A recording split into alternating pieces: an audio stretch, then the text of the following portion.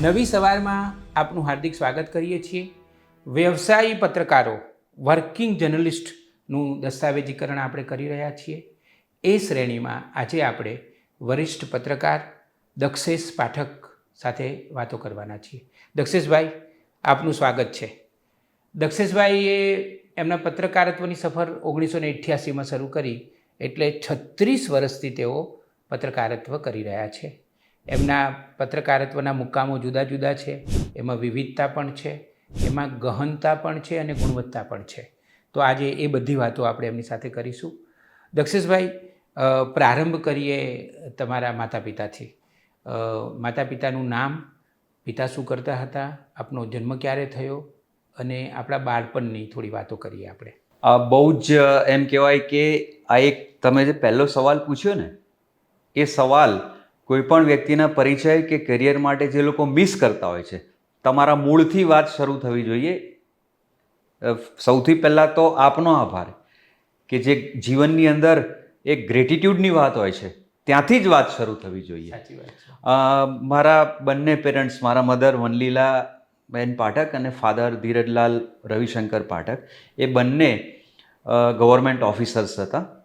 મારા father capital પ્રોજેક્ટમાં હતા અને મારા મધર ESISમાં she was a very senior officer અને એ ઓફિસ સુપરિન્ટેન્ડન્ટ તરીકે રિટાયર્ડ થયા. એટલે મારો જન્મ તો અમદાવાદમાં જ થયો, પણ ડેફિનેટલી મારી કેરિયરમાં એ બંનેનો બહુ મોટો ફાળો છે. જન્મ ક્યારે? જન્મ તારીખ કઈ છે આપણી? 30મી સપ્ટેમ્બર 1966. એટલે મધર ફાધરનો બહુ જ ઇન્ફ્લુઅન્સ રહ્યો છે. અને બીજું બહુ પ્રામાણિકતાથી કહું, કોઈ દમ વગર, કે બાળપણમાં અને કેરિયરની શરૂઆતમાં આગળ આવવા માટે જે સામા પાણીએ તરવું પડતું હોય છે આર્થિક સંજોગોના લીધે, અને ઘણા બધા એમાંથી આગળ આવ્યા છે, એમની મારી ડબલ સેલ્યુટ છે. કારણ કે હવે તો બાય ગોડ્સ ગ્રેસ એવી અસ્તિત્વની સ્ટ્રગલ, આર્થિક અસ્તિત્વની સ્ટ્રગલ મારા પેરેન્ટ્સના લીધે મારે કરવી પડી નથી. કેરિયરમાં બહુ સ્ટ્રગલ કરી છે, પછી વાત કરીશ. કઈ સ્કૂલમાં હતા? હા, I was so fortunate Rameshbhai કે મારા ફાધરે મને એ વખતે, જ્યારે અમદાવાદમાં ઇંગ્લિશ મીડિયમની 3 જ સ્કૂલ હતી, ત્યારે મને એ વખતે ઇંગ્લિશ મીડિયમની સ્કૂલમાં મૂકેલો. હાજા પટેલની પોળ, કેલિકો ડોમની ગલીમાં રિલીફ રોડ, કેડીલા હાઈસ્કૂલ હતી. અચ્છા અચ્છા અચ્છા. અમે રહેતા હતા શાહીબાગ. એટલે મને એટલે ત્યાંથી કોઈ પોળમાં ભણવા જાય? હા, નવાઈ નહીં લાગે. એટલે ત્યાંથી મારી કરિયર શરૂ થઈ. અને મને ફાયદો એ થયો કે તમે પૂછશો કે તમે ઇંગ્લિશ મીડિયમની સ્કૂલમાં ભણ્યા અને તમારું પત્રકારત્વ ગુજરાતીમાં, બહુ જ વેલિડ પ્રોબેબલ સવાલ છે. પણ એ સ્કૂલનું વિઝન એવું હતું કે ત્યાં 3જા ધોરણથી ગુજરાતી અને હિન્દી કમ્પલસરી હતું. એટલે મને ટચવુડ 3ય ભાષા નાનપણથી મળી. અને પછી જ્યારે અનામત આંદોલન થયું ત્યારે ત્યાં બહુ તોફાનો થયા હતા. અને પહેલાં હું ઘોડાગાડીમાં જતો હતો, પછી પેડલ રિક્ષા ઉપર જતો હતો. પણ કેટલીક ઘટનાઓ એ રૂટ ઉપર એવી બની કે ત્યાં પછી એ સ્કૂલમાં કન્ટિન્યુ થાય એવું બહુ લાગ્યું નહીં. એટલે પછી હું મારા વિસ્તારમાં શારદા વિદ્યા મંદિરમાં ગયો. 86-87માં, જે આપને ખ્યાલ છે કે લગભગ પોણા 2 વર્ષ એક પણ કોલેજ અહીંયા ચાલી નહોતી તોફાનોના લીધે. તો મેં એ વખતે કંઈક કવિતાઓ લખવાનું ચાલુ કર્યું, નવરા બેઠા બેઠા. એમાં એક કવિતા, એક્સપેક્ટ ઓનલી ફેમિન, એ ગુજરાતમાં 2-3 વર્ષ દુષ્કાળ પડેલો, એના ઉપર ઇંગ્લિશમાં કવિતા લખી અને દૂરદર્શનને બહુ ગમી, મેં મોકલી દીધો. અને દૂરદર્શને મને બોલાવીને રિસાઇટ કરી. એટલે આ ખબર નહીં, કંઈક કુદરતે કંઈક લખ્યું હશે, મજા આવી ગઈ. શબ્દ પ્રવેશ છે એ કવિતા દ્વારા થયો છે? એની પહેલા મેં એક વાર્તા લખેલી, અચ્છા, એ બાળકોના મેગેઝિનમાં છપાયેલી. એટલે મારું, અને મેં જે આપને કહ્યું ને કે ઓલ ઇન્ડિયા રેડિયો, ત્યાં મેં યુવાણીમાં મારે વાર્તાલાપ માટેની સ્ક્રિપ્ટ લખવાની ઓફર આવી, જ્યારે હું 11મા ધોરણમાં હતો. અચ્છા અચ્છા. એટલે લગભગ 17 વર્ષની 16 વર્ષની ઉંમરે પહેલી કવિતા, 17 વર્ષની ઉંમરે વાર્તા અને 17 વર્ષની ઉંમરે જ યુવાણીની સ્ક્રિપ્ટ. એટલે એ રીતે થયું. અને પછી મેં HKમાં ઇંગ્લિશ લિટરેચરમાં એડમિશન લીધું. હું SYMમાં યુનિવર્સિટી ટોપર હતો. ઓહો, વાહ. અને મારું ઓરિજિનલ ધ્યેય તો ઇંગ્લિશમાં લેક્ચરર થવાનું જ હતું, પણ એમાં પણ કેવી રીતે આખું જર્નલિઝમ શિફ્ટ થયું એ પછી કહું તમને. પણ ના, એટલે તમે એચકેમાં ભણતા હશો ત્યારે મને એવું લાગે છે કે યશવંત શુક્લ છે કે એ બધા જેને કેળવણીકારો કે ધુરંધરો બધા હશે. બિલકુલ. શુક્લ સાહેબ તો અમે લોકો જ્યારે 89માં ગયા, એટલે એડમિશન લીધું 88માં, ત્યારે એક મેન્ટરની ભૂમિકામાં હતા. ચીનુભાઈ નાયક, ડૉક્ટર ચીનુભાઈ નાયક એ આચાર્ય હતા. અને ઇંગ્લિશ ડિપાર્ટમેન્ટમાં જે ગેલેક્સી હતી, ડૉક્ટર ઇલાબેન પાઠક, ફ્રાન્સિસ ડાયરસા, NF શેખ, કવિ એબી શેખ, ડૉક્ટર ગોવિંદિની શાહ, બેન્સન અગરવારકર, આજે પ્રોફેસર્સનું લેવલ હતું ને, અત્યારે તો પ્રોફેસર અને સ્ટુડન્ટ્સ વચ્ચે એજ ગેપ પણ નથી ને એવું ફ્રેન્ડલી અથવા તો ફ્રેન્ડલી બતાવાય એવું વાતાવરણ છે કે સ્ટુડન્ટ અને પ્રોફેસર બાર કીટલી ઉપર મુંડા ઉપર જોડે ચા પીતા હોય. એ વખતે એવું નહોતું. એ વખતે પ્રોફેસર સ્ટાફ રૂમમાં બોલાવીને ખાલી બાજુમાં બેસવાનું કહે ને, તો એ મારા ખ્યાલથી એ એજ્યુકેશનનો, એકેડેમિક્સનો ઓસ્કાર ગણાતો હતો. એવા વખતે જે રિસ્પેક્ટ મળી ને, ખાસ કરીને SYમાં હું જે ટોપર આવ્યો, મને સ્ટાફ રૂમમાં એ લોકોએ સાથે 2 વાર બોલાવીને ચા પીવડાવી. ચાના કપની પેલો સવાલ નથી, પણ કોણે તમને બેસાડ્યા ને એ બહુ મોટી વાત છે. એમાં એક જો તમે અલાઉ કરો તો શેમાંથી મારું જર્નલિઝમ શરૂ થયું, કેટલીક નાની વાતો એવું હોય છે. મારે SYમાં ક્રિટિસિઝમનું પેપર આવતું હતું. એમાં જ્હોન ડ્રાયડને એવું લખેલું કે it is not enough what Aristotle has said so, every age has its own problems with the current writer must reflect into his own writings. એટલે આ વાંચીને મેં પાછળ એવું લખ્યું કે well, at least Dryden had the privilege to say this. Have we as the students of Gujarat university to say it is not enough even what John Dryden has said so? Where is our voice? We are suppressed, we are oppressed, we are not allowed to express ourselves. We have been confined to certain frame. એટલે આવું લખ્યું હતું ને, એટલે મને ઈલાબેને બોલાયો. ઇલાબેન પાઠક. હા, મને અવાજની સ્થાપના. હા મને બોલાવીને, એક તો ઈલાબેનની લુક એવી હતી કે આપણે અત્યારે જે એક્સરે કે સ્કેનર મશીનોની વાત કરીએ છીએ ને, એમની આંખ એ હતી. એ તમારી સામું જુઓ, તમારે સમજી જવું જોઈએ કે આજે કાં વખાણ થશે કાંઈ બન્યું. એટલે એમણે મને આમ કરીને કીધું કે આવો. એટલે હું આઈ વોઝ પ્રિપેર્ડ કે આજે આઈ બન્યું. હા, એટલે હું ગયો અને એમણે જે સાર્કેઝમથી પૂછ્યું ને, ચા મંગાવું? એટલે બીતા હા પાડવી કે ના પાડવી, આવી ચા. પછી હું રિલેક્સ થયો. એમણે મને એવું કહ્યું કે what you have return, I fully agree to each and every word that you express, but my humble advice and request not to pour out your wrath and anguish at the university papers, university exams. They will not tolerate or encourage you. આ prelim છે એટલે હું અહીંયા કહું છું. So this way it started. મને એવું લાગે છે કે તમે જે લખ્યું ને એ કદાચ તમારા પત્રકારત્વનો પાયો. બિલકુલ. એ ત્યાંથી તમે શરૂ કર્યું. બિલકુલ. અને બીજું એક બહુ જ પ્રામાણિકતાથી કહું કે હું જ્યારે કેડિલા સ્કૂલમાં ભણતો હતો ત્યારે મોરારજી દેસાઈ વડાપ્રધાન હતા આપણા 1978માં, અને મોસ્કો 15 દિવસના પ્રવાસે ગયા હતા. એમની સાથે આપણા ઈશ્વર પંચોલી જનસત્તાના તંત્રી એ એમની સાથે ગયા હતા. મને ગુજરાતી થોડું વાંચતા આવડતું હતું. તો એમનું ત્યાંથી જે રિપોર્ટિંગ આવતું હતું ને, મેં બહુ ઓછા પત્રકારોની એવી શૈલી જોઈ છે કે તમે એમનું કંઈ પણ વાંચો ને, તમે એમની સાથે ફરી રહ્યા હોય ને એવું ફીલ થાય. એ હું વાંચતો હતો ને, એક અક્ષરે હું રિલેટ કરતો હતો કે હું મોસ્કોની શેરીઓમાં ફરી રહ્યો છું. આટલું લાઇવલી ડેપિક્શન. એ વાંચીને મને એક ગુજરાતી ભાષામાં ન્યૂઝ વાંચવાની એક પેલી શૈલી ડેવલપ થઈ. અને પછી 85થી લઈને ગુજરાત સમાચારનો હું ફેન થઈ ગયો. અને શ્રેયાંશભાઈના વિઝન નીચે જે આખું એક ગુજરાત સમાચાર નવા કલેવર જે પામ્યું, અને જે એક મિશન સાથેનું જર્નલિઝમ કોને કહેવાય. કેવી રીતે તમે ગુજરાત સમાચાર અને શ્રેયાંશભાઈ સાથેનું તમારું નાતું કેવી રીતે? હા, એ બહુ જ this is the most important phase of my life, I would say. 1988-89માં HK કોલેજની પાછળ નદી કિનારે રિસેસમાં અમારું ગ્રુપ બેઠું હતું અને અભિજાત જોશી, જેમણે પછી લગેરો, મુન્નાભાઈ, 3 ઇડિયટ્સ ને બધી સક્સેસફુલ ફિલ્મો લખી. અભિજાત મારો સિનિયર હતો. અભિજાતે પાછળ આવીને એની સ્ટાઇલમાં કીધું, બોસ એક જોરદાર ન્યૂઝ છે કરીને એને ગુજરાત સમાચાર ખોલ્યું. છેલ્લા પાને એક બોક્સ એડ હતી, ગુજરાત સમાચાર અને ઇન્ડિયન નેશનલ થિયેટર રજૂ કરે છે સર્વપ્રથમ અખિલ ગુજરાત આંતર કોલેજ એકાંકી નાટ્ય સ્પર્ધા. આપણે કે આમાં ભાગ લઈએ, અને અમે લોકોએ બધાએ નક્કી કર્યું ભાગ લઈએ. કોલેજે કંઈ બહુ પ્રોત્સાહન આપ્યું નહોતું, કારણ કે કોલેજને પરંપરાગત રીતે એવું જ હોય કે આ લોકો ભણવાનું બગાડશે. એટલે અમે લોકોએ પહેલાં તો ફોર્મ ભર્યું, અઠવાડિયું મહેનત કરી કે કયું નાટક કરવું.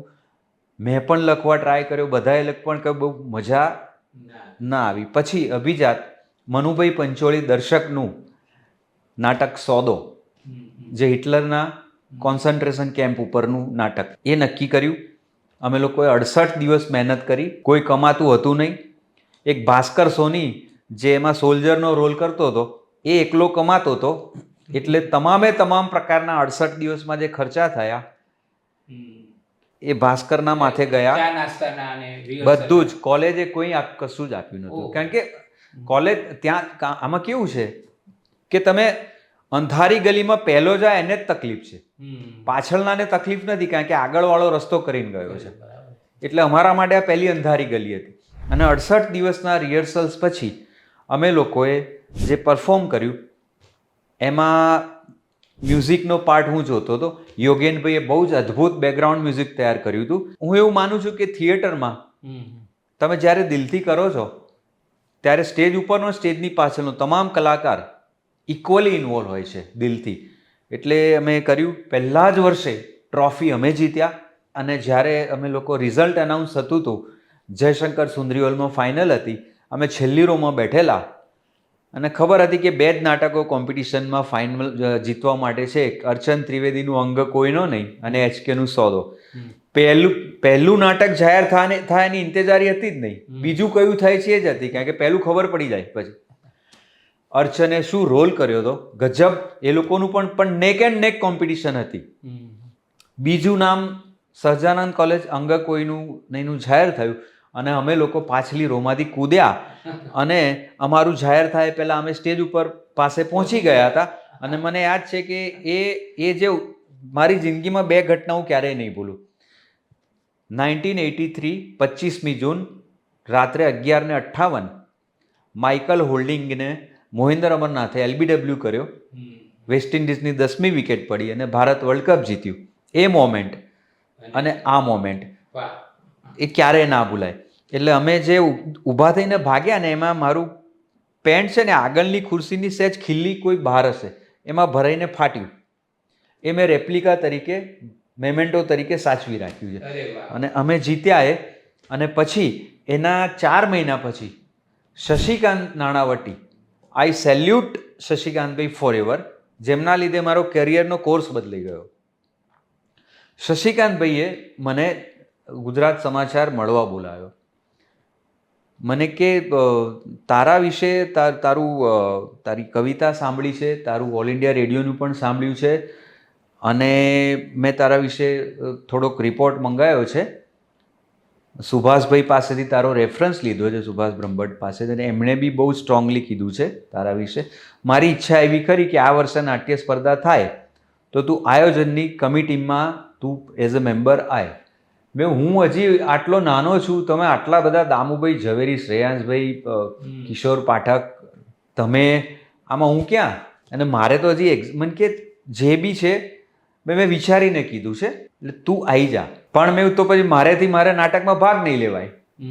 મારી કોલેજના કન્ફ્લિક્ટ ઓફ ઇન્ટરેસ્ટ થાય ને. હા કે એ છે, પણ મારી ઈચ્છા એવી ખરી કે તું આ વર્ષે, તું પહેલા વર્ષે જીતી તો ગયો, અમારી જોડે આય. એમના બહુ જ અફેક્શનેટ આગ્રહના લીધે હું નાટ્ય સ્પર્ધા બીજા વર્ષનું આયોજનની કમિટીમાં રહ્યો, રિપોર્ટિંગ કર્યું આખું. બહુ હા, ખબર નહીં તમે ગુજરાત સમાચાર સાથે જોડાયા. બરોબર. એ સ્પર્ધા પતી, જોડાયા કલાને કારણે. બિલકુલ. સાબુદ્દીન રાઠોડ કહે છે ને કે કોઈ એક કલાનો સહારો હોય તો તરી જવાય, એવી વાત છે. એટલે જેવી સ્પર્ધા પતી, મને હજી બી યાદ છે, એના ચોથા દિવસે શશિકાંતભાઈએ મને ગુજરાત સમાચાર સાંજે 3:30 બોલાયો. હું ગયો. કોલેજ ઉપર એમનો મેસેજ આવ્યો હતો HK ઉપર. એટલે મેં અત્યારે કેમ બોલાયો છે? મને કે આજે સાંજે 5 વાગે આપણી શ્રેયાંશભાઈ જોડે મીટિંગ છે. મેં સ્પર્ધા પતી ગઈ ને, મને કે એ બધું છોડતું. 5 વાગે શશિકાંતભાઈ મને શ્રેયાંશભાઈ જોડે લઈ ગયા. શ્રેયાંશભાઈએ કીધું બિલકુલ બરાબર છે, મને કે તમારું મેં વાંચ્યું છે, શશિકાંતભાઈએ કીધું છે, બહુ જ સરસ છે, મારી ઈચ્છા એવી છે કે તમે પત્રકારત્વમાં આવો.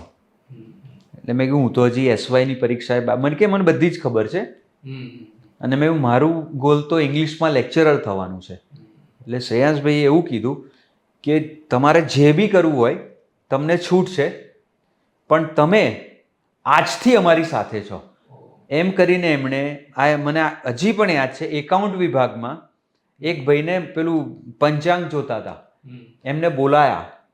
એમને કીધું કે અત્યારે સાંજે કેટલા વાગે સારું મુહૂર્ત છે? એટલે પેલા ભાઈએ કીધું કે 40 મિનિટ પછી.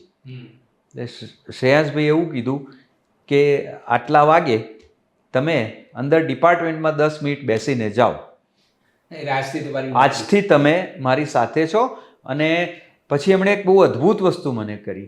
મને કે તમારે ગમે એટલા પર્સન્ટેજ હોય, ડિગ્રી સર્ટિફિકેટ કેટલી વાર આપે યુનિવર્સિટી? મેં એવું એક વાર.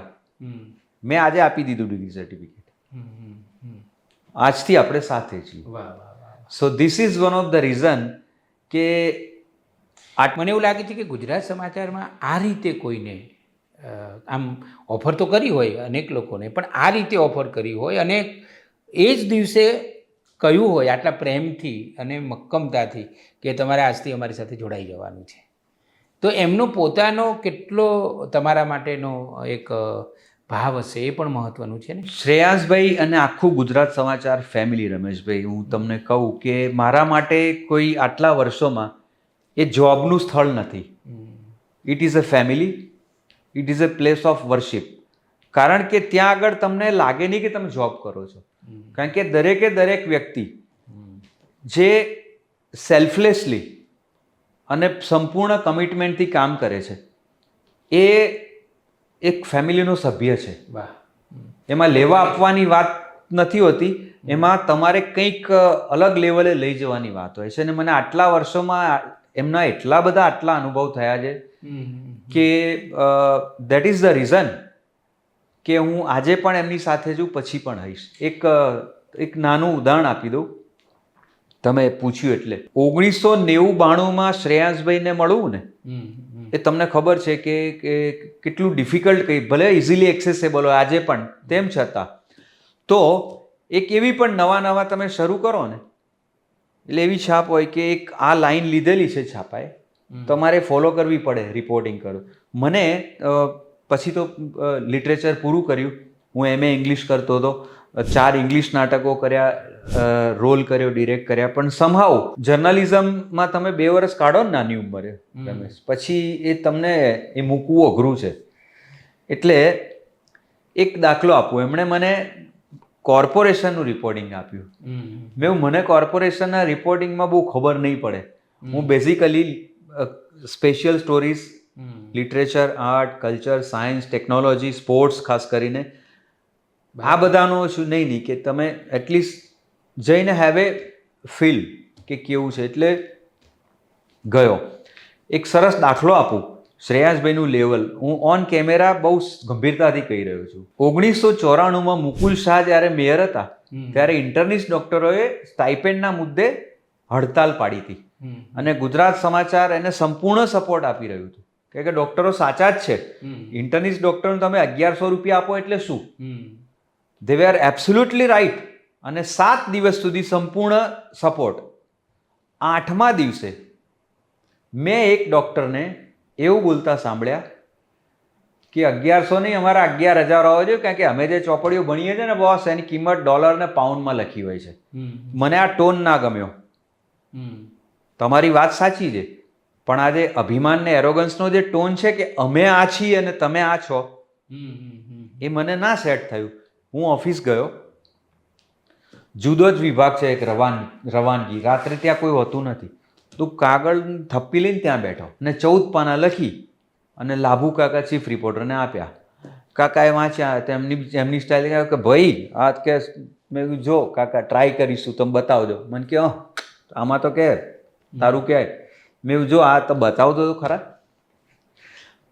હું એ આપી અને બહાર જઈને બેઠો. મને ખબર હતી બંને શક્યતાઓ હતી. પોણો કલાક થયો, શ્રેયાંશભાઈ આવ્યા અને આઈ વોઝ રેડી. ગુજરાત સમાચારમાં કોઈને ક્યારેય તંત્રીએ કે ઓનરે ક્યારેય કંઈ કીધું એને ઝાટકો આવ્યો હોય કે એટેક આવ્યું બન્યું નથી. પછી ત્યાં એક પ્યુન હતા બાલુકાકા કરીને, એ જે રીતે બોલાવતા હતા ને એમાંથી ઘણા ઝાટકા આવ્યા હશે. હું બેઠો હતો અને બાલુકાકા આવીને કીધું દક્ષેશભાઈ હાજર થાવ. એમની સ્ટાઇલ હતી, ભલભલા પાટિયા બેસી જાય. એટલે હું તો ગયો. એ વખતે અંદર હતું એડિટોરિયલ, દેવેન્દ્રભાઈની કેબિન અંદર હતી, શ્રેયાંશભાઈ બેઠા હતા. હું જઈને ઊભો રહ્યો, મારી સામું જોયું એમણે અને હાથમાં પેલા કાગળો હતા. મને કે અહીંયા કોઈ એવી સૂચના છે કે કોઈ પણ સ્પેશિયલ સ્ટોરી લખવા માટે આટલા જ કાગળ લેવા? મેં ના. તો કેમ આટલું જ લખ્યું છે? હું સમજ્યો નહીં. મને કે આ 14 પાના લખ્યા છે ને, બીજા 14 કોરા કાગળ હું આપું છું, આ જ લાઈન ઉપર બીજા 14 કાગળ લખી લાવ. The whole editorial was turned. વાહ. મેં બીજા 14 કાગળ લખ્યા, 28 પાના અને 4 કોલમની ઊભી આખી એક સ્ટોરી. મેં અંદર હેડિંગ બી એમણે સ્ટ્રોંગ કર્યું કે તમે ડોલર અને પાઉન્ડમાં ચોપડી ખરીદો છો તો એન્જિનિયરિંગ, કોમર્સ અને લિટરેચર વાળા રસ્તા ઉપરથી 8 આનાના ચોપાનિયા ખરીદીને વાંચે છે. ટોન. ક્યાં વાત. શ્રેયાંશભાઈ આગળ હું અહીંયા ઓન એર કેમેરા સામે કહું છું કે what matters is your integrity and your about your tone. ક્યાં વાત. આ છપાયું અને આખું રમેશ આખું એડિટોરિયલ ટર્ન થઈ ગયું. બધા સિનિયરો બેઠા હતા, કારણ કે ગુજરાત સમાચાર ને ખાસ કરીને શ્રેયાંશભાઈએ જે લાઈન લીધેલી એનાથી તદ્દન વિરોધની લાઈન અને હમણાં જ આવેલા છોકરાએ લખ્યું હતું. વિકેટ જ ઉડી જાય ને. હા, બધા ડઘાઈ ગયા. રાત્રે 1 વાગે મને ડોક્ટર મુકુલ શાહનો ફોન આવ્યો, મેયરનો, જે આ હડતાલ વખતે મેયર ઉપરાંત એક ડોક્ટર તરીકેની કેપેસિટી ઉપર દરરોજ કોર્પોરેશનની તમામ હોસ્પિટલના 1200 દર્દીઓને સવારે 6 વાગે ઉઠી જઈને ચેક કરતા હતા હડતાલને પહોંચી વળવા. એમનો ફોન આવ્યો, કોંગ્રેચ્યુલેશન્સ. મેં એવું કેમ, શું થયું? મને ખબર નહીં, હું તો ઘેર જઈને ઊંઘી ગયો હતો. મને કે હડતાલ બિનશરતી પાછી ખેંચાઈ ગઈ અને ડૉક્ટરો પાસે આજના ગુજરાત સમાચારની તમારા રિપોર્ટની કોપી છે. This is Shreyanshbhai, this is Gujarat Samachar. ક્યાં વાત છે. વાહ, આ તો એકદમ જબરજસ્ત કિસ્સો. બીજું ઘણા લોકો, તમારી ઉંમર પણ એટલી બધી નહીં. હા, તો પછી એટલે નવું બિલકુલ નવું. બેજી તો 1.5 વર્ષ થયું હશે. સેકન્ડ થિંગ, ઘણા લોકો મને એમ કહે છે કે આટલી બધી ચેનલો, આટલા બધા છાપા આવ્યા, આટલા બધા લોકો ગયા, તમે કેમ ના ગયા? કેમ ના ગયા એ તમારી કન્સાયન્સનો સવાલ છે. કેમ બોલાયા નહીંનો સવાલ નથી. બોલાયા હતા બધાએ. મારે કંઈ કોઈ છાપા ચેનલના નામ આપીને કઈ ઓફર હતી ને હું કેમ નથી ગયો એવું કહીને મારું કદ નથી વધારવું. પણ કેટલીક વસ્તુ એવી હોય છે રમેશ કે 92માં અમે લોકો શાહીબાગથી વસ્ત્રાપુર રહેવા ગયા.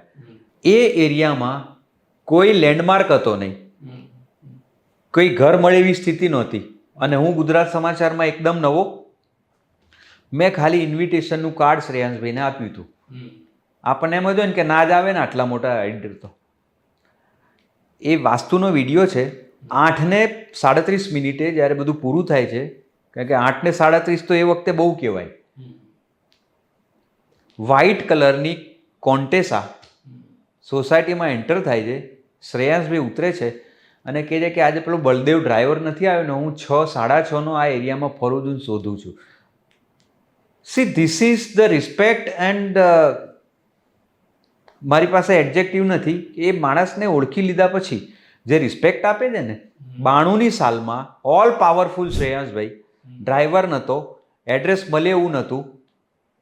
એ 2 કલાક વસ્ત્રાપુરમાં ફરી અને શોધીને મારા ત્યાં આવે છે. તો do you think there is any reason for me to quit Gujarat Samachar or Shreyansભાઈ? No.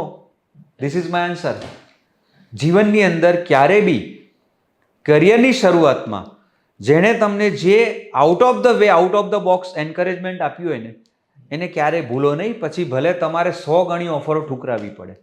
હા, એક છે, એકવાર એમને કહીને, હું બહારગામનું એક છાપું અહીંથી શરૂ થવાનું, તો એમને કહીને કે બહારનું તંત્ર કેવું કામ કરે છે, એમની રજા લઈને 1 વર્ષ માટે ગયો હતો.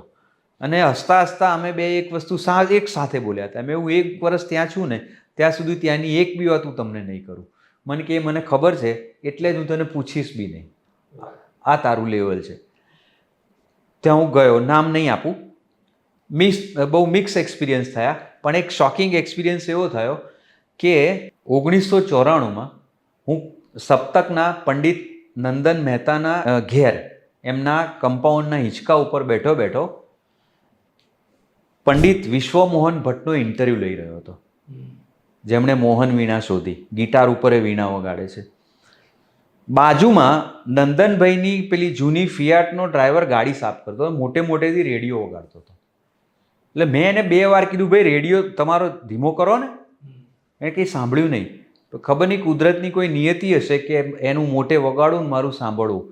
ચાલુ ઇન્ટરવ્યુમાં Rameshbhai, can you believe, news આયા કે પંડિત વિશ્વમોહન ભટ્ટ ગ્રેમી એવોર્ડ જીતનાર ભારતના પહેલા મ્યુઝિશિયન તરીકે પ્રસ્થાપિત આજે થયા.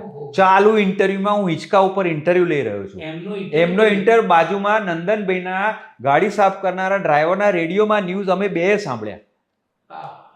એ વખત તો કંઈ વોટ્સઅપ હતા નહીં કે તમને તરત. અમે બંને હિંચકા ઉપરથી ઊભા થઈ ગયા, ભેટી પડ્યા. આ અદ્ભુત ઘટના છે ચાલુ ઇન્ટરવ્યુમાં.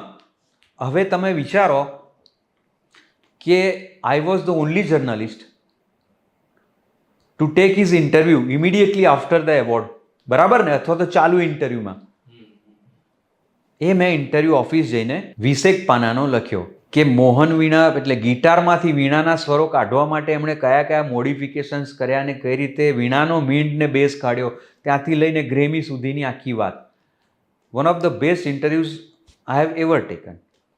The other part of the story is કે છપાયો નહીં, હેડ ઓફિસ મોકલવાનો હતો, રાત્રે કોઈ ને કોઈ ફેક્સ કરે એવું હતું. અચ્છા, તમે ગુજરાત સમાચારમાં નહોતા? ના, મેં કીધું ને બહારના છાપામાં, તો I will not name that newspaper. કોઈ વાત નહીં. હા, પણ એવું હતું કે જે દિવસે દરેકને જવાબદારી કે આજે તારે ફેક્સ કરવાના બધા રાત્રે. એટલે હું આપીને 9 વાગે નીકળી ગયો. છપાયો નહીં 7-8 દિવસ સુધી. એટલે મને આશ્ચર્ય થયું કે આવો ઇન્ટરવ્યૂ, ઇન્ડિયાનો સૌથી પહેલો ઇન્ટરવ્યૂ, બ્રેકિંગ ઇન્ટરવ્યૂ આવેની કશે કીધું જગ્યા નહીં હોય. એના 10 દિવસ પછી એનો પ્યુન રવિવારે કબાટ સાફ કરતો હતો, ઝાપટવા માટે, પેલા ઝાડા કાઢવા માટે એણે કબાટ પાછળનું ટેબલ ખસેડ્યું. એની પાછળથી આ ઇન્ટરવ્યૂ સાજો નહીં, આટલા કટકા નીકળ્યા એના, આટલા કટકા. બરોબર છે? So better not to say anything. પણ આવા અનેક અનુભવ થયા છે. બટ વોટ મેટર્સ મોસ્ટ, હું એવું માનું છું કે તમે જે શ્રેષ્ઠ કરો છો, દિલથી કરો છો, એની સામેની વ્યક્તિને જો એની સમજ કે પેલી ના હોય, અથવા તો કોઈ સિનિસ્ટર ડિઝાઇન હોય, તો એક જર્નાલિસ્ટ તરીકે તમારું કંઈ બગડતું નથી. It is not me who is at the loss, it is you. So this was the experience. એટલે પછી આમે હું થોડા ટાઈમ માટે એમને, અને પેલા લોકોને એવું હશે કે આનું કેવું કર્યું, એમને ખબર નથી કે હું ઓલરેડી ત્યાં કહીને જ આવ્યો છું અને હું એક એક્સપિરિયન્સ લેવા આવ્યો હતો. હા, એટલી વસ્તુ છે કે હું જેટલો ટાઈમ ત્યાં હતો ત્યાંની એક પણ વાત મેં ત્યાં નથી કરી. એ જે સમયે તમે જ્યાં હો ને, પછી તમારું બીજા સાથે ગમે એવું દિલથી કમિટમેન્ટ હોય, પણ તમે જે સમયે જ્યાં જેની સાથે હો, તમારી સંપૂર્ણ લોયાલિટી એ વખતે એની સાથે હોવી જોઈએ. અને આજે પણ છે કે તમે નામ નથી દઈ રહ્યા. ના, વાય? એટલે એ પણ વસ્તુ છે કે તમે આખી અનુભવ કહી રહ્યા છો પણ નામ આપવાનું ટાળી રહ્યા છો. તો એ પણ એક મહત્વની વાત છે. પછી ગુજરાત સમાચારમાં પુનઃ પછી તો એટલા બધા, એક મેમોરેબલ સ્ટોરીની પ્લીઝ વાત કરું. અમે લોકો સાંજે બેઠા હતા, રાત્રે બધું પતી ગયું પછી એડિટોરિયલમાં, અને રશ્મિન મહેતા જે પૂર્તિ સંભાળતા હતા, એમણે આવીને એક કટિંગ આપ્યું. મધ્યપ્રદેશમાં અલીરાજપુર તાલુકો છે, ત્યાં આગળ તાળીની સિઝનમાં એક બેન એના વરનું માથું ઉડાડી અને અલીરાજપુર પોલીસ સ્ટેશનના ટેબલ ઉપર મૂક્યા હતા. અને કારણ એ હતું કે ઝાડ ઉપર ચડી માટલું લટકાઈને તાળી એણે ઉતારી ભરીને, સવારે લટકાઈ દે માટલું, સાંજ સુધીમાં માટલું ભરાઈ જાય. બરોબર? કારણ એ હતું કે તાળી કે મેં ઝાડ ઉપર ચડીને ઉતારી અને હું જરા બહાર ગયા એટલા માટલું આ પી ગયો. જો એનો વર ખાલી તાળી પી જાય એમાં ઝટકાઈ નાખતી હોય તો વાત એ નીકળી કે આ તો તમે એમેઝોનની વાત કરો છો, એમેઝોનના જંગલની, અને આપણે વિકાસની વાતો કરીએ તો આપણે ક્યાં છીએ? આના ઉપર સ્ટોરી કરી હોય તો પણ આ તો બહુ રિસ્કી છે. પોતાના વરને જો ઉડાડી દેતી હોય તો તમારું શું ગજું? એટલે મેં વોલેન્ટિયર કર્યું. હું જવા માંગુ છું ત્યાં, હું ત્યાં રહીશ અઠવાડિયું. એટલે ચોખ્ખી ના પાડી કે ના આ તો રિસ્કી છે બધું. પછી મેં સંજય વૈદને વાત કરી, ફોટોગ્રાફર. સંજય ત્યાં હતો એ વખતે. સંજયને આપણે બે જઈને કહીએ. એટલે મેં બંને 3-4 દિવસ રિક્વેસ્ટ કરી. પછી એક શરતે હા પાડી કે તમે જાઓ, પણ સૌથી પહેલી સલામતી તમે અઠવાડિયું ફરીને આવીને એક બી લીટી નહીં લખો ને, ભલે ગમે એટલો ખર્ચો થાય, મને ખર્ચાની ચિંતા નથી. તમારે સેફ એન્ડ સાઉન્ડ પાછા આવવું હોય અને સલામત અંતરે રહીને પોલીસને લઈને જવું હોય, અંદર ગયા વગર સ્ટોરી કરવી હોય તો જાઓ. અમે બે ગયા બરોડા. અહીંથી ત્યાં નવીન ચૌહાણે અમને જીપ્સી આપી કે તમે જીપ્સી લઈ જાઓ, કારણ કે ત્યાં આગળ તીર અને ગોફણવાળી પ્રજા છે, અચાનક ભાગવું પડે ને તો જીપ્સી સીધી 80-100ની સ્પીડ પકડે છે. એટલે ગયા અમે અલીરાજપુર પોલીસ સ્ટેશન. એણે ના પાડી દીધી કે અમે નહીં આવીએ. અહીંયા આગળ 2-3 એરિયા એવા છે કે ત્યાં 100 ગાડીઓ ભેગી થાય પછી અમે જવા દઈએ છીએ. અને આ પ્રજા એવી છે કે લોકો પોતાને એકલવ્યના વંશજ માને છે અને તીર ચલાવતી વખતે અંગૂઠાનો ઉપયોગ નથી કરતા. અને એમનું નિશાન એટલું પાવરફુલ હોય છે કે 300 મીટર દૂર તમે લીંબુ લટકાવ્યું એની આરપાર તીર મારે છે. અને કે અમારે જો એમની જોડે સામે પેલું એ થઈ જાય ને તો અમે લોકો ટોર્ચ છે ને આમ સામેથી નથી મારતા. એ લોકો છુપાઈને તીર મારતા હોય ને, અમારી પાસે બંદૂક હોય, અમે ટોર્ચ આમ મારીએ છીએ. કેમ? તીર આવે ને તો હાથ ઉડાડે, ગળું ના ઉડાડે. આટલું પરફેક્ટ ટોર્ચની દિશામાં તીર આવે છે. અમે પોલીસે ના પાડી દીધી. પછી અમે અમારા રિસ્ક ઉપર અલીરાજપુરના ગામોમાં બપોરે રોજ ફર્યા. ત્યાંના મુખીને થોડી અમે બધી ગિફ્ટ આપી, એને થોડો રાજી કર્યો, એણે બધું બતાવ્યું. 4-5 દિવસ અમે એ લોકોની વચ્ચે રહ્યા, એમની લાઈફસ્ટાઈલ ઉપર સ્ટડી કર્યો. એક તો ચોંકાવનારી બાબત એ જાણવા મળી કે ગામમાં જે બી પૈસા કમાય ને એ બેંક તો હોય નહીં, એ ગામના શાહુકારના ત્યાં મૂકવાના અને એ સાચવવાનું વ્યાજ શાહુકાર લે. એટલે જેમ અહીંયા તમે બેંકમાં ધારો કે ₹1,00,000 મૂક્યા હોય, તમને વ્યાજ મળે તો 7 વર્ષે 2 લાખ થાય ને, ત્યાં 7 વર્ષે 1 લાખ ઝીરો થઈ જાય. સાચવવાના 1 લાખ થાય. તને કે કોઈ તીર માર્યા વગર કે જીવ્યો ને તું. એટલે આવી પ્રજા. એના ઉપર અમદાવાદ આવીને સ્ટોરી કરી, પહેલા પાને કલર સ્ટોરી. દિલીપ ભટ્ટે સરસ હેડિંગ આપ્યું, તીર તાડીને તરકટમાં ધસમસતી જિંદગી. અદ્ભુત, બહુ. એ ગુજરાત સમાચાર ફર્સ્ટ પેજ કવર સ્ટોરી અને ફોટોગ્રાફ સાથે. યસ, ફોટોગ્રાફ સાથે. અદ્ભુત. અને છેલ્લા દિવસે મુખી બી તાળી પી ગયો બરાબરની અને એણે એના માણસોને કંઈક એની ભાષામાં કીધું. એટલે મેં ભાગો. હું ને સંજય ભાગ્યા. ડ્રાઈવરને કીધેલું જ કે તાર ગાડી ચાલુ જ રાખવાની. ગાડીમાં બેઠા રમેશ, અમે કોઈ અતિશયોક્તિ નથી કરી રહ્યા. પેલા એ સીધી જ ગાડી લીધી 80ની સ્પીડે. બાજુમાંથી ગોફણના પથરા અને તીર જતા જોયા છે. એ પછી અહીંયાના સ્ટોરી લખી. અને પછી તમે જુઓ, આ ગુજરાત સમાચાર ફેમિલીની દૂરંદેશી. તમને કહું, મને અઠવાડિયા પછી નવીન ચૌહાણનો ફોન આવ્યો ગુજરાત સમાચાર ઉપર. મને કે સરસ સ્ટોરી છે, હવે તમને એક કહેવું હતું કે તમને જીપ્સી આપવાની સૂચના અમમભાઈ આપી હતી, જે ક્યાંય પિક્ચરમાં જ નહોતા. પણ તમે જુઓ એમણે કેટલું ધ્યાન રાખ્યું કે આ લોકો આ એરિયામાં જાય છે ને તો અમને એમ્બેસેડર નહીં, અમને જીપ્સી આપજો, ભલે પૈસા વધતા હતા, ભાગતા ફાવે ઝડપથી. એટલે કેટલીક વસ્તુઓ નાની નાની લાગતી હોય છે ને, આ નાની નથી. હું એ કહું બીજાની દ્રષ્ટિએ નાની છે. બિલકુલ. અને નિર્મમભાઈ આ સ્ટોરી છપાઈ ને એના 3 જ દિવસ પહેલા અમેરિકાથી આવ્યા હતા. એમણે સ્ટોરી વાંચી અને મને મળવા આવ્યા. મને કે અદ્ભુત સ્ટોરી છે.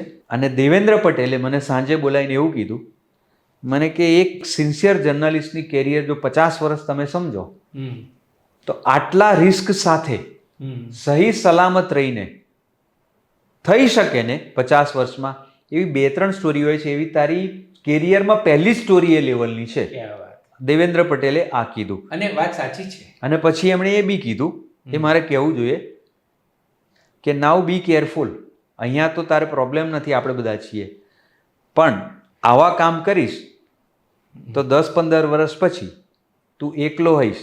એક તો કોઈએ સારું કર્યું તો એનાથી વધારે સારું કરીને કઈ રીતે કોમ્પીટ કરવું, અથવા તો પેલાને ભૂસી નાખવું. પછી 93માં મેં બોમ્બે જઈને ગોવિંદ રાઘોબા ખેરનારનો ઇન્ટરવ્યૂ લીધો, મુંબઈના ડિમોલિશન કમિશનર, જેમણે એન્ટી નેશનલ્સના બિલ્ડિંગ ઉપર હથોડા મારીને તોડ્યું હતું અને એમનું આખું બિલ્ડિંગ બોમ્બથી ઉડાડી મારવાની ધમકી હતી. બોમ્બ ફૂટવાના ટાઈમે હું એમની ઓફિસમાં બોમ્બે જઈને ઇન્ટરવ્યૂ લઈ રહ્યો હતો અને it was one of the best interviews. A interview એટલો હિટ ગયો, ખેરનારનો મને કાગળ બી આવ્યો ને ફોન બી મેં સાચવી રાખ્યા છે. અત્યારના લોકોને ખબર નહીં હોય કે 93માં ગોવિંદ રાઘોબા ખેરનાર એટલે શું. એ વાત પતી ગઈ. 6 મહિના પહેલાની એક વાત કરું, હું તો ક્યારેય યાદ નથી કરતો, પણ આજે એટલે યાદ કર્યું કે મારા એ વખતના એક સિનિયર મને હમણાં મળ્યા. મને કે તે 1993માં ખેરનારનો ઇન્ટરવ્યૂ લીધો હતો, એમાં કઈ ધાડ મારી? મેં એવું 32 વર્ષે હું તો ભૂલી ગયો છું, મેં તો એકે વાર યાદ નથી કર્યું. તમને 32 વર્ષે હજી યાદ છે ને ભૂલાતું નથી ને, એ ધાડ મારી.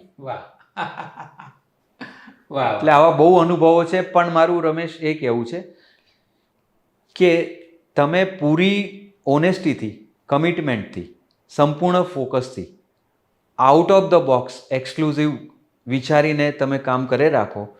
જેને જે કરવું હોય કરે, જે બોલવું હોય બોલે. You should not get perturbed disturb by what others સે.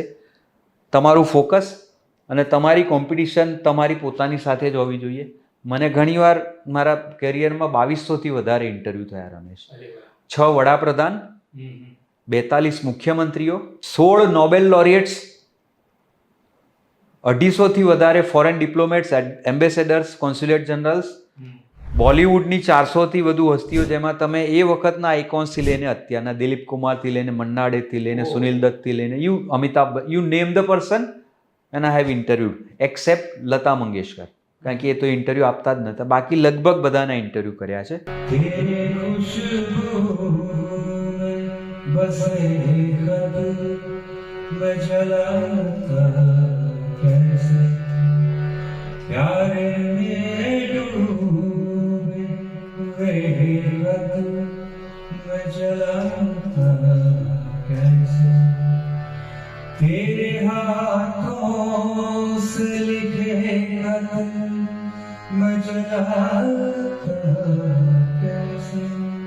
પછી ટેકનોક્રેટ્સ આવી ગયા, પોલિટિશિયન્સ, એટલે 2200થી વધારે થયા છે.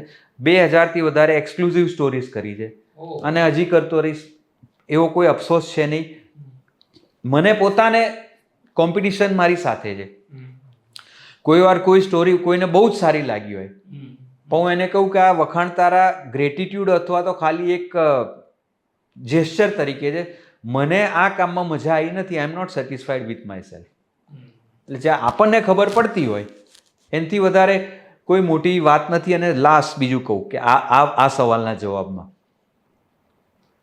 તમારી કેરિયર, તમે ક્રિકેટની વાત કરો, તમે જેટલા રન કરશો, જેટલા સારા કવર ડ્રાઈવ્સ હશે, કે જેટલી ખરાબ વિકેટ ઉપર રમશો, એટલા જ તમને ખરાબ અમ્પાયરો સામે મળવાના છે. તમારા પેડ ઉપર બોલ અડે એની રાહ જોતા હોય છે આંગળી ઊંચી કરવા માટે. ના અડે તો એ આંગળી ઊંચી કરી દેવા છે અત્યાર તો. તો વોટ મેટર્સ મોસ્ટ, તમને કેટલી વાર ખોટા આઉટ આપ્યા કે ખોટા આઉટ આપવાના પ્રયાસો ચાલુ જ છે નિરંતર, એ થવાનું જ છે. That does not matter. There cannot be any excuse of your poor show. જીવનમાં અને કેરિયરના એક તબક્કે સચિન તેંડુલકર કયા સ્કોર સાથે રિટાયર્ડ થાય છે? 100 સેન્ચુરી અગત્યની છે, એને કયા અમ્પાયરોએ કેટલી વાર ખોટો આઉટ આપ્યો કે હજી રમ્યો તો હજી કેટલી વાર આપ્યો એ અગત્યનું નથી. તમે જે આખી વાત કરી મારા તો રૂવાડા ખરા થઈ ગયા કે તમે કેવી કેવી સરસ સ્ટોરીઝ કરી છે જેની હું તો પત્રકારત્વનો પ્રમાણમાં થોડો અભ્યાસી હોવા છતાં મને આ બધી સ્ટોરીની ખબર નહોતી. પણ તમને અભિનંદન આપું છું કે તમે ખરેખર અને જે તમે સ્કેલ પર કામ કર્યું છે અને મારે એ પણ કહેવું જોઈએ કે તમારું અંગ્રેજી ભાષા ઉપરનું જે પ્રભુત્વ છે એનો પણ ગુજરાતી પત્રકારત્વને ઘણો લાભ મળ્યો છે. કારણ કે ગુજરાત સમાચાર એ મુખ્ય પ્રવાહનું છાપું અને તમે એક એવા પત્રકાર કે વિદેશથી વિવિધ ક્ષેત્રના જે લોકો આવેલા હોય, તમે કહ્યું એમ તમે જે ગણાવ્યા એમાં, તો એમની સાથે બહુ જ સરસ રીતે વાત કરવી અને પછી એને ગુજરાતના એકદમ બધા જ પ્રકારના વાચકોને સમજ પડે એવી રીતે એ વાતને મૂકી આપવી અને એ પાછું કેટલા બધા સ્તરે તમે કરી શક્યા છો એનો પણ એક નોંધ લેવી જોઈએ. આ બહુ જ તમે બહુ વેલિડ પોઈન્ટ કીધો કે તમારે એક ભાષામાં વિચારવાનું છે, બીજી ભાષામાં તમારે એની ટ્રાન્સક્રિપ્ટ બનાવવાની છે અને પછી એનો જે વાચક છે એના લેવલે જઈને તમારે એને સમજાવવાનું છે, વાત કરવાની. મેં તમારી ઘણી બધી સ્ટોરીઓ માણી છે, એ વિજ્ઞાનની પણ હોય, કોઈ સાયન્સ અને ટેકનોલોજીની એવી કોઈ વાત હોય અને અમદાવાદમાં કોઈ એવું આવ્યું હોય ને તમે એમનો ઇન્ટરવ્યૂ કરીને આખી વાતને એટલી સરસ રીતે સમજાવી હોય, આઈટીની પણ હોય કે એ વાત સંગીતની પણ હોય, કારણ કે એ પણ તમારો પ્રિય વિષય રહ્યો છે. હા, એટલે આમાં એવું છે કે બહુ પ્રમાણિકતાથી કહું ને, મને કેટલાક વિષયમાં ખબર પડતી નથી. દાખલા તરીકે ટેક્સેશન છે, કોમર્સ છે, બિઝનેસ છે, આ બધાના મારે રિપોર્ટિંગ જ્યારે બી આપવાના પ્રયાસ થયા છે ત્યારે મેં કીધેલું કે આ તમારા માટે ડિઝાસ્ટર હશે ને મારા માટે ડિઝાસ્ટર હશે. એટલે પણ મને ઘણા બધા જે ગમતા વિષયો છે એમાં ઘણું કામ થયું છે. જેમણે ઇન્ટરનેટ શોધ્યું, જેમને ફાધર ઓફ ઇન્ટરનેટ કહેવાય છે, ડૉક્ટર વિન્ટન સર્ફ, એમનો પણ મેં ઇન્ટરવ્યૂ કર્યો છે. જનરલ માણેકશાહનો મેં ઇન્ટરવ્યૂ કર્યો છે. બધી એક કહી શકાય કે એક અલગ પ્રકારની. અને ઇંગ્લિશની તમે વાત કરી, એક નાનો એક ઉલ્લેખ કરી દઉં કે જ્યારે હું MAમાં હતો ત્યારે HK એટલું લાઈવ હતું અને સ્કૂલ ઓફ લેંગ્વેજીસ એક પ્રકારનું બહુ જ ગંભીર અને ખબર નહીં મને બહુ સેટ થતું નહોતું. એટલે થિયેટર કરેલું ને, એટલે મારે યુજીન આયોનેસ્કોનું પ્લે હતું ધ લેસન એક કરિક્યુલમમાં. એટલે મેં એનાથી થોડું આગળ વિચારી અને 4 મહિના બહુ અઘરું પ્લે હતું. આખી રાત જાગીને મેં આયોનેસ્કોનું આખું પ્લે ધ લેસન ગુજરાતીમાં ટ્રાન્સલેટ કર્યું. હા, અને એનું હસમુખ બારાડીના ગેરેજ થિયેટરમાં પ્લે રીડિંગ કર્યું. અમદાવાદના સિલેક્ટ ડિરેક્ટર્સ ને રાઇટર્સ ને એક્ટર્સની પ્રેઝન્સમાં. પ્રભાબેન પાઠક પણ હતા. એનો ઇન્ડિયન એક્સપ્રેસમાં 5 કોલમ રિવ્યૂ છપાયો. એ રિવ્યૂ સંજયે લખ્યો હતો, સંજય ભાવે, બહુ સરસ લખ્યો હતો. એ પછી એના અઠવાડિયા પછી મને ઇન્ડિયન એક્સપ્રેસમાંથી MK મિસ્ત્રીનો ફોન આવ્યો કે I want to C you. પછી હું ગયો મળવા. મને કે શું કરો છો? મેં કહ્યું આ રીતનું ભણું છું, અહીંયા છું, ગુજરાત સમાચારમાં લખું છું. એમણે એવું કીધું કે અમારા ત્યાં સ્ટાફ સિલેક્શન, ખાસ કરીને એડિટોરિયલમાં કોઈ લેવા હોય તો સિલેક્શનની પ્રક્રિયા બહુ ટફ છે, એક્ઝામ્સથી લઈને. જે માણસ આ ઉંમરે આયોનેસ્કોનું પ્લે ટ્રાન્સલેટ કરતો હોય એની એક્ઝામની જરૂર નથી. મેં તમારા માટે વાત કરી લીધી છે. I invite you to join Indian Express as a journalist. પછી એના એટલે મેં હું ડેફિનેટલી વિચારીશ. પછી હરીશ ખરેનો ટાઈમ્સ ઓફ ઇન્ડિયામાંથી ફોન આવ્યો. એમણે પણ આ વાંચ્યું હતું, કારણ કે એમને એ વખતે ગુજરાતી ટાઈમ્સના એડિટર GY પટેલ હતા. મેં ગુજરાત સમાચારમાં એક સ્પેશિયલ સ્ટોરી લખેલી કે મેઘાણીનગરમાં ખુલ્લેઆમ ઓપ્સિન ફિલ્મો દર્શાવાય છે. એ જે ભાષામાં લખેલું ને રમેશ, એ વખતે રેર કહી શકાય કે એક ગુજરાતી છાપાના ન્યૂઝ રિપોર્ટ ઉપર બીજા ગુજરાતી છાપાના એડિટરે એડિટોરિયલ લખ્યો હોય. GY પટેલે એડિટોરિયલ લખ્યો હતો કે ગુજરાત સમાચારના રિપોર્ટરની વ્યાજબી ચિંતા, આ ટાઇટલ હતું. એમણે મને બોલાવ્યો હતો. કાંતિકાકા અને પરાગ શાસ્ત્રી ત્યાં બેઠા હતા અને એમણે પણ મને કહેલું, ના હું શ્રેયાંશભાઈ સાથે છું. અને પછી રેફરન્સ મારો હરીશ ખરેને કદાચ આપ્યો હોઈ શકે કે એમણે મારું પેલું વાંચ્યું. હરીશ ખરે પણ બોલાયો ટાઈમ્સ માટે, ઇન્ડિયન એક્સપ્રેસ અને ઇંગ્લિશ ટાઈમ્સ.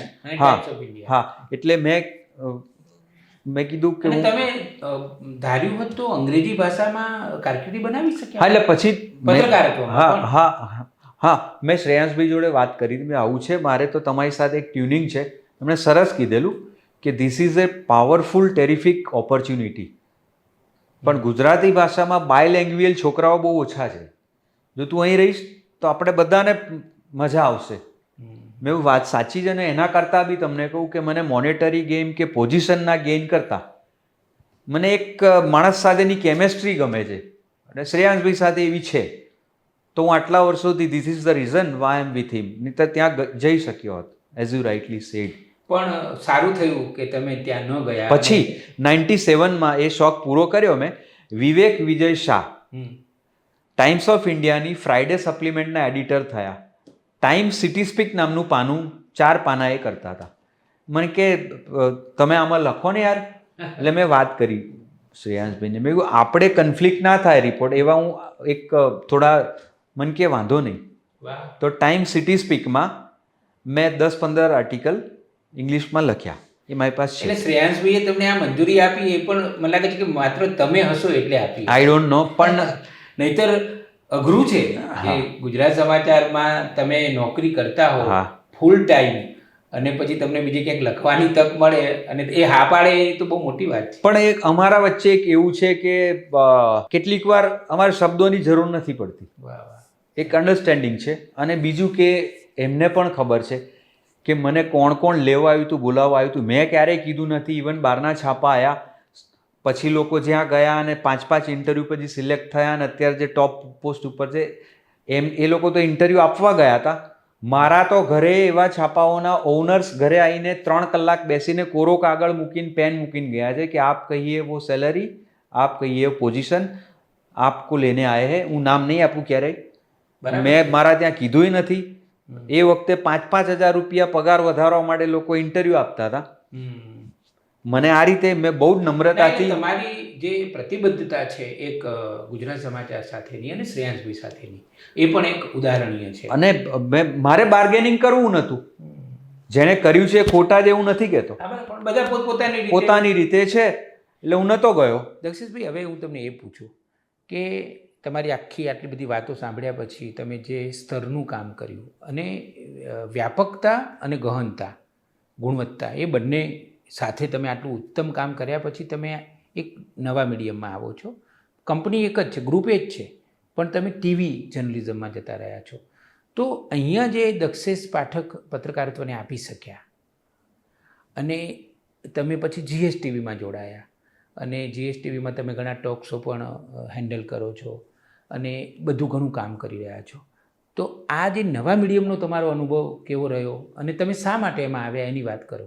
એકચ્યુઅલી એવું છે કે મારું મૂળ એ જ હતું, કારણ કે રેડિયો અને દૂરદર્શન, મારી કેરિયર ત્યાંથી જ શરૂ થયેલી. અને અબોવ ઓલ થિયેટર કર્યું હોય ને, એના માટે કોઈ પણ મીડિયમ, હું એવું માનું છું કે તમે કોઈ એક સારા નાટકમાં 1 કલાકનો રોલ કરો ને, આ હું મારા માટે નથી કહી રહ્યો, પણ કોઈના પણ માટે, થિયેટર તમને જે કોન્ફિડન્સ આપે છે ને, સામે 700 માણસ બેઠા હોય અને તમે તમારા કેરેક્ટરમાં ડિઝોલ્વ થઈ ગયા હોય, તમે એ જ બની ગયા હોય, અને તમને 700માંથી પહેલી રોમાં કોઈ ઓડિયન્સ દેખાય નહીં, બસ એ કક્ષાએ તમે પહોંચો ને.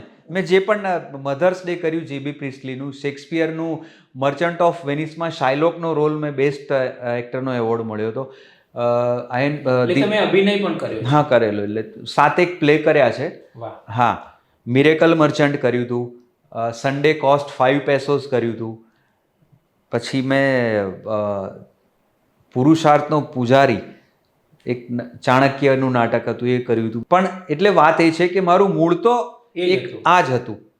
એટલે એનાથી, અને બીજું, જે લોકો ટેલિવિઝન ઉપર કામ કરે છે એ લોકોને મારે એક ખાસ કહેવું છે, અત્યારે તો રમેશ કોઈને ટિપ્સ અપાય એવું નથી, કારણ કે દરેક માણસ તમને ટિપ્સ આપવા તૈયાર જ બેઠા હોય છે. એટલે એક અત્યારે એવું છે, જવા દો, નથી. પણ બરાબર છે. એક તમે આમાં એવું છે કે દરેક પાસે ટિપ્સ હોય તો એ આપે તો, અને બધા પાસે છે એટલે આપે છે બસ. એટલે આપણે એ પોઝિટિવ દ્રષ્ટિકોણ, રિસેપ્ટિવ રહેવાનું કે ભાઈ એની પાસે છે એટલે આપે છે, બસ. હા, તો એક ખાસ વસ્તુ એ છે, કે ઇલેક્ટ્રોનિક મીડિયમ માટે તમે જે કંઈ પણ બોલો એમાં તમારી ભાષા કે રજૂઆત કરતા સૌથી અગત્યનો શબ્દ જો કોઈ આવતો હોય તો એ કન્વિક્શન છે. તમે જે બોલો ને એના માટે તમે પોતે પહેલા સૌથી ક્લિયર હશો તો સામેનો માણસ ક્લિયર થશે અને તમારા મોઢામાંથી નીકળતો શબ્દ જે ભાષા નીકળે છે ને એ તમારી કન્સાયન્સ તમારા અંતરાત્મામાંથી ગળાઈને જ્યારે નીકળે ને ત્યારે કોઈની તાકાત નથી કે તમારું ટીવી બંધ કરી શકે જોતા જોતા. ધીસ ઇઝ કન્વિક્શન અને એમાં સેલ્ફલેસનેસ હોવી બહુ જરૂરી છે. તમને કેટલો સંતોષ થઈ રહ્યો છે? મજા આવી રહી છે? હા, તમે જે કરો મજા આવવી જોઈએ. એટલે હું બંને મીડિયમમાં ગુજરાત સમાચારમાં પણ એક્સક્લુઝિવ કરું છું. ચાલુ તો છે. હા, એટલે હું ત્યારે 4-5 વસ્તુઓ કરી રહ્યો છું. હું ત્યાં પણ છું, અહીં પણ છું. ભારતમાં એથિકલ પ્રેક્ટિસીસમાં જેને તમે સેલ્યુટ કહી શકો, ગુજરાતની એવી ઝાયડસ, એમાં એમની સાથે હું સ્પેશિયલ સ્ટોરીઝ ગુજરાત સમાચાર સાયન્ટિફિક બ્રેક થ્રુ સ્ટોરીઝ માટે પણ કનેક્ટેડ છું. પછી મેં નિમેશ દેસાઈ માટે ઇંગ્લિશ ફિલ્મ લખી હતી, the lost world regained, Kutch rehabilitation. Kutch ધરતીકંપ પછી કઈ રીતે ઊભું થયું અને નેશનલ લેવલની કોમ્પિટિશન હતી. અને મારા માટે મોટી વાત એ છે હમ્બલી કે મારી ફિલ્મ બની એના કરતાં 78 એન્ટ્રીમાંથી એમાં બધા મહારથીઓ હતા. અદૂર ગોપાલકૃષ્ણન જે ભારતના ફિલ્મ જગતના બહુ જ આઇકોન કહીશ, એમણે મારી સ્ક્રિપ્ટ સિલેક્ટ કરી હતી. એ ઇંગ્લિશ ફિલ્મ છે, અત્યારે યુટ્યુબ ઉપર છે, the lost world regained, Kutch rehabilitation. એ કર્યું. હું 5-6 યુનિવર્સિટીમાં જર્નલિઝમ ભણાવું છું. આપણી સયાર્થ યુનિવર્સિટીની હું બોર્ડ ઓફ ડિરેક્ટર્સમાં છું, ઘણી બધી જગ્યાએ છું. અને મેં હમણાં ભારતના one of the finest wicket keepers, 1983 world cup આપણે જીત્યા હતા, એના બેસ્ટ વિકેટ કીપર સઈદ કિરમાણીની 350 પેજની English biography as a co author લખી, જે આ 29 ડિસેમ્બર 2024 એમની પ્લેટિનમ જ્યુબિલી બર્થડે રિલીઝ થશે. અચ્છા, અરે વાહ! તમે તો ઘણું બધું કામ કરીને બેઠા છો. પત્રકાર હોઈએ એટલે સતત કામ કરતા રહેવું પડે છે, કારણ કે ઘડિયાળના કાંટે દોડવું પડે છે. આમ છતાં તમે જે રેન્જમાં કામ કરીને બેઠા છો, એટલે હું વિનંતી કરું છું કે ભવિષ્યમાં થોડો સમય કાઢીને આ બધું વિગતવાર લખજો, કારણ કે એ અત્યંત જરૂરી છે સમાજ માટે, અત્યંત જરૂરી છે પત્રકારત્વના ફિલ્ડ માટે, અને સૌથી વધારે જરૂરી છે આવનારા પત્રકારત્વના વિદ્યાર્થીઓ માટે. રમેશ, આ બહુ સાચી વાત છે. ઘણા વખતથી વિચારું છું, થતું નથી. હવે ડેફિનેટલી કરીશ. અને આપે જે કહ્યું ને કે કેટલીક નાની નાની વસ્તુઓ નાની નથી હોતી. એક દાખલો આપું કે મેં જેટલા બહુ જ એમ કહેવાય કે પોતાના ફિલ્ડના પેરેલલ કહી શકાય એવા વ્યક્તિઓને હું મળ્યો છું, ઇન્ટરવ્યૂ કર્યો છે, એમની નમ્રતા મેં જોઈ છે. તમે માનશો કે ભારતીય ફિલ્મ પ્લેબેક અરીનાના 100 વર્ષના ટોચના 5 કહી શકાય એવા મન્નાડેનો મેં ઇન્ટરવ્યૂ લીધો અને મારી ફિયાટમાં અમને એરપોર્ટ ઉપર મૂકવા જતો હતો. ગાડી બંધ થઈ ગઈ અને બોનેટ ખોલી, હજી નવી હતી, અને હું રેડિએટર ખોલવા જતો હતો. મન્નાડે દોડ્યા બહાર ગાડીનું, મને કે હટો, ધક્કો માર્યો મને અને દૂર હટો કે છે, અને પોતે દૂર જઈને રૂમાલથી રેડિએટર ખોલ્યું અને સીધો ફુવારો લાય જે ઉપર ઉડ્યો. મને કે તું મારા મુંહ જલ જાતા. અને પછી એમણે પોતાનું જ પાણી પીવે છે પ્લેનમાં પણ, એ જે વોટર બેગ ભરેલી એ રેડિએટરમાં રેડી દીધી. તમે વિચારો કે મન્નાડે કક્ષાના ગાયક, આ બધી ઘટનાઓ જે છે ને આ લોકોને નથી ખબર હોતી. जनरल मानेक शाह मैंने એવું કહ્યું कि 71 वॉर में जब पाकिस्तान की हालत खराब हो गई तब याहिया खान का रात को 2 बजे मुझे 16वें दिन पे फोन आया कि यार सैम मुझे बचा लो. आज़ादी पहला पंजाब प्रोविंसમાં બંને સાથે ઓફિસરો હતા. બરાબર છે. મને કે એનો ફોન આવ્યો કે યાર સેમ મેં ફસ ગયા બચા લો. ત્યારે કે એવા ટાઈમે भी मैं એમને હસતા હસતા કીધું कि पार्टीशन के वक्त तूने मेरी जावा मोटरसाइकिल ले ली थी 1 महीने के लिए, वो अभी तक वापस नहीं दिए, वो खुद चला के देखे जा तो मैं तेरे को ये पाकिस्तान को छोड़ दूंगा. એટલે આ જે વાતો છે ને એ બધાને નથી ખબર હોતી. એટલે આ ડેફિનેટલી, અને કેટલી બધી આવી વાતો હશે તમારી પાસે. તો દક્ષેશભાઈ, હવે થોડી કદરની વાત કરીએ. મોટાભાગે ગુજરાતીઓ પોતાના ઘર આંગણાના જે રત્નો હોય છે ને એની કદર કરવામાં કંજૂસાઈ કરે છે, પહેલી વાત. અને બીજી વાત, એમાંય જે પત્રકારત્વ, વ્યવસાયી પત્રકારો, કટાર લેખકોની વાત જુદી છે કે લેખકોની વાત જુદી છે. વ્યવસાયી પત્રકારોની કદર કંઈ ખાસ અત્યાર સુધી થઈ હોય એવું મેં જોયું નથી. થઈ છે પણ ઓછી. હું તમને એ સવાલ પૂછું કે તમે આટલું બધું કામ કર્યું તો તમને તમારી કદર કેટલી થઈ છે? બહુ જ વેલિડ સવાલ છે. મારું બધાને એ કહેવું છે જે નવા સ્ટુડન્ટ્સ જર્નલિઝમમાં આવ્યા છે કે કોઈ એવોર્ડ મળે તો એનાથી બહુ જ એલિવેટ ના થઈ જવું, કે ના મળે તો ડિપ્રેસ ના થવું. એક જેન્યુઇન જર્નલિસ્ટ માટે એક સાચી કદર, સન્માન અથવા તો સેટિસ્ફેક્શન એ છે કે કોઈ સપોઝ તમે એક્સક્લુઝિવ રિસ્કી સ્ટોરી લખી અને બીજા દિવસથી એ ન્યુસન્સ બંધ થઈ ગયું. મારી જિંદગીમાં આવી ઘણી ઘટનાઓ બની છે રમેશ, અને વિથ ડ્યુ રિગાર્ડ્સ હું એવું કહીશ કે વિધાનસભાના 0 ઓવરમાં ઘણી બધી વાર મારી કોઈ સ્પેશિયલ સ્ટોરી ઉપર મુદ્દા ઉઠ્યા છે. આ મારા માટે સન્માન છે. અને 1992માં વિધાનસભાના સંસદીય સચિવ ધનજીભાઈ આર્યએ અલીરાજપુર સ્ટોરીની વાત કરીને એના ઉપર જે કાગળ લખ્યો હતો ને કે સરકાર આના ઉપરથી એક્શન લઈ અને એક ડોક્યુમેન્ટરી બનાવવા માંગે છે. આ બધા એવોર્ડ છે. અને છેલ્લો એવોર્ડ ઓફિસના એવોર્ડની તમે જો વાત કરતા હોય જર્નલિઝમના, અત્યારે દરરોજ કોઈને કોઈ પ્રકારના એવોર્ડ કોઈને કોઈ સ્ટેજ ઉપર અપાય છે. જેને મળે we are not saying anything, best of luck, congratulations. આપણને એનાથી બહુ અસર થતી નથી. પણ તમે સંસ્થા તરફથી જે હું કામ કરું છું એ લોકો એમની રીતે એપ્રિસિએટ કરે જ છે. મારો સન ફોરેન ભણવા ગયો ત્યારે શ્રેયાંશભાઈએ ચોખ્ખું કીધું હતું કે તે જે કામ કર્યું છે ને, હવે અમારો વિષય છે આ, ડોન્ટ વરી અબાઉટ એનીથિંગ. આ એવોર્ડ છે. અને એ જ્યારે જર્મની ભણવા ગયો ને, મોટો એવોર્ડ કહી રહ્યો છું, ત્યારે સ્મૃતિબેને એમની તબિયત થોડી વીક હોવા છતાં જર્મનીની ઠંડીમાં તમને એનર્જી આપે, ઇન્સ્ટન્ટ એનર્જી, એ પ્રકારના બધા વસાણા મિક્સ કરી અને એમણે લાડવા બનાવ્યા હતા. આંકડોય મને ખબર છે, 2 મહિના ચાલે એટલા લાડવા. અને જાતે એમણે વાળ્યા હતા.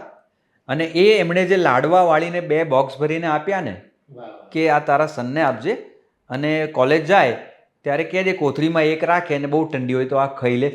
એ એમણે લાડવા બનાવીને જે વાળ્યા હતા ને, એ લાડવા ઉપર દરેક લાડવા ઉપર એમના 4 આંગળાની જે છાપ હતી ને, એ છાપ મારો જર્નલિઝમનો એવોર્ડ છે. ક્યાં વાત! ખરેખર આ એક અદ્ભુત વાત છે. તમારા માલિકો અથવા તો તમે જેની જે જૂથ માટે કામ કરો છો એનો આ કક્ષાનો પ્રેમ તમને મળે, તમારા પરિવારને પણ મળે. કદાચ એના આગળ કોઈ પણ એવોર્ડ છે ને એ ઝાંખો જ પડે. છેલ્લો સવાલ એ પૂછી લઉં હવે દક્ષેશભાઈ, કે પત્રકારના જીવનમાં જેટલું માલિકો કે સંચાલકોનું મહત્ત્વ હોય છે એટલું જ મહત્ત્વ છે પરિવારનું. કારણ કે તમે પત્રકારત્વના વ્યવસાયમાં છો. તમે શિક્ષક નથી કે તમે એવી કોઈ નોકરી નથી કરતા કે તમે 10 વાગે ઘરેથી નીકળવાના છો અને 6 વાગે આવી જવાના છો, એવું નથી બનવાનું. અને રજાનો દિવસ પણ તમારા માટે કામનો દિવસ હોઈ શકે છે, અને તહેવારનો દિવસ પણ તમારા માટે કામનો દિવસ હોઈ શકે છે. તો તમારા પરિવારની થોડી વાત કરો. હા, એટલે આ બહુ અગત્યનો સવાલ છે. મારી જ્યારે સગાઈ થઈ ત્યારે મારી વાઈફ સોનલને મેં ચોખ્ખું કીધેલું. મેં કીધું આ કોઈ પેલી ટાઈમ ફ્રેમ વાળી જોબ નથી મારી, કે સવારે 9 વાગે ગયો ને 6 વાગે આવી ગયો અને સાંજે બેસીને સિરિયલો જોઈ, એવું નહીં થાય.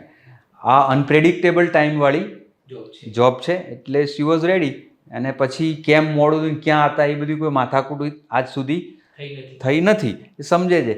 અને સામે પક્ષે આપણે પણ જ્યારે ટાઈમ હોય ત્યારે પ્રાયોરિટી એમને જ આપીએ છીએ. બરાબર છે. તો એનું નામ જ જીવન છે. હા, એટલે ફેમિલી તરફથી ફૂલ સપોર્ટ છે, એવો કોઈ પ્રશ્ન નથી. જર્નલિઝમમાં જે કોઈ પણ છે એ લોકોએ એટલીસ્ટ લગન પહેલાં આ ક્લેરિટી કરી લેવી કે આ ડિસિપ્લિન લાઈફ નહીં જીવે. બરાબર. એટલે સારા સંદર્ભમાં ઇનડિસિપ્લિન લાઈફ છે. કારણ કે તમે લગ્ન કર્યા પછી એ બધું જો બહાર આવે, એમને અનુભવ થાય, તો એ પણ એક બ્રેકિંગ સ્ટોરી કહેવાય કે મેં તો આવું વિચાર્યું નહોતું કે આવું મારા પતિદેવ આ રીતે ઓછો સમય આપશે. કે બિલકુલ. અને જે રાત્રે બીજા લોકો આરામથી ઊંઘતા હોય ત્યારે શક્ય છે કે તમે ને હું કેટલી રાતો બહાર રિપોર્ટિંગમાં. અને એ એટલા માટે આપણે, મને યાદ છે હિન્દીના મહાન કવિ નામવરસિંહે જર્મન પોઈટ હેગિલનો એક બહુ સરસ કવિતાનો અનુવાદ કર્યો છે. એની એક જ લાઈન છે, મિનર્વા કા ઉલ્લુ અંધકાર મેં હી અપના પંખ ફેલાતા હૈ. એટલે એને રાત્રે જે દેખાય છે, તમને સવારે અજવાળું મળે ને એટલે એવું કંઈક કરે છે કે તમને સવારે દેખાય. આવો કોઈ એનો અર્થ નીકળે છે. એટલે એ તો સમજવાની વાત છે. અને આમે મને ઘણીવાર દક્ષેશભાઈ એવું લાગે કે જે 35, 40, 45 વર્ષ જેણે સતત કામ કર્યું છે ડેસ્ક ઉપર અને જેની આંખો ઊંડી જતી રહી છે, પછી જેણે સતત ફિલ્ડ રિપોર્ટિંગ કર્યું છે અને જેના પગમાં છાલા અને ફોલ્લા પડ્યા છે, અને જેણે હવે કમ્પ્યુટર તો હવે આવ્યા પણ જેણે સતત લખીને આંગળીઓ ઘસી નાખી છે, આવા બધા જે વ્યવસાયી પત્રકારો છે એમનું કેટલું મોટું પ્રદાન છે. બિલકુલ. એક ખાસ મારે કહેવું છે કે જર્નલિઝમ છે ને, it is A never ending opportunity. કારણ કે દરેક સમય, જે મેં ડ્રાયડનવાળો સવાલ કોલેજના પેપરમાં લખેલો ને, પડકારો અને તકો જર્નાલિઝમ રોજ સવારે આપવાનું જ છે. તમે કઈ રીતે ઉપાડો છો જુઓ છો એના ઉપર આધાર છે. અને ક્યારે પણ જર્નાલિઝમમાં ઉંમર હોતી જ નથી. હું એવું માનું છું કે 18 વર્ષની ઉંમરે પહેલો અક્ષર પાડનારો પણ અદ્ભુત લેખક હોઈ શકે છે અને 50 વર્ષે બી કંઈ લખનારો નબળો હોઈ શકે છે. It is all about how you C.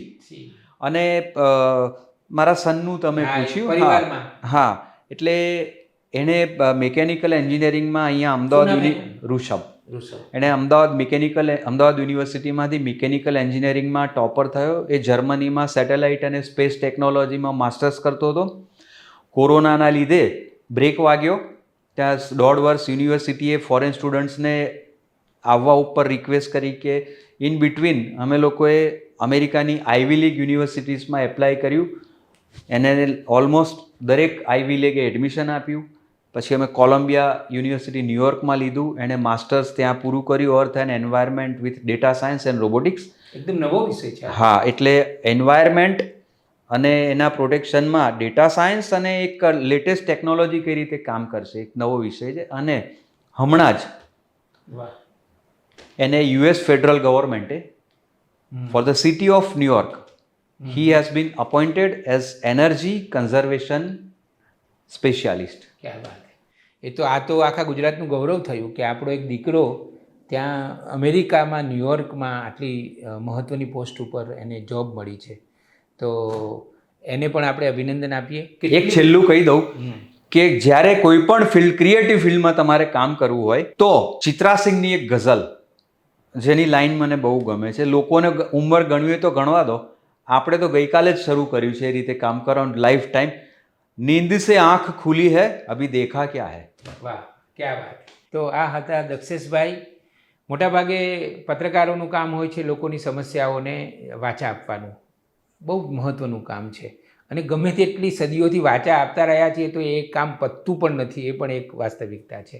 દક્ષેશભાઈએ એ કોલેજમાં ભણતા હતા ત્યારે પત્રકારત્વનો પ્રારંભ કેટલો અનોખી રીતે કર્યો કે એમના મનમાં જે એક યુવકના મનમાં જે સવાલ હતો, એ સવાલ એમણે કોઈ અખબારમાં લખવાને બદલે એમણે જે ઉત્તર વહી હોય છે, આન્સર શીટ હોય છે, એમાં લખ્યો. એ રીતે આવું અનોખી રીતે જેમણે પત્રકારત્વ શરૂ કર્યું અને ગુજરાતના મુખ્ય પ્રવાહના અખબાર અને જૂથ ગુજરાત સમાચારમાં એમણે કેટલું બધું વૈવિધ્યસભર કામ કર્યું. દક્ષેશભાઈ, ખરેખર તમારી આખી સફર જાણવાની ખૂબ મજા આવી. તમારો ખૂબ ખૂબ આભાર. Thank you.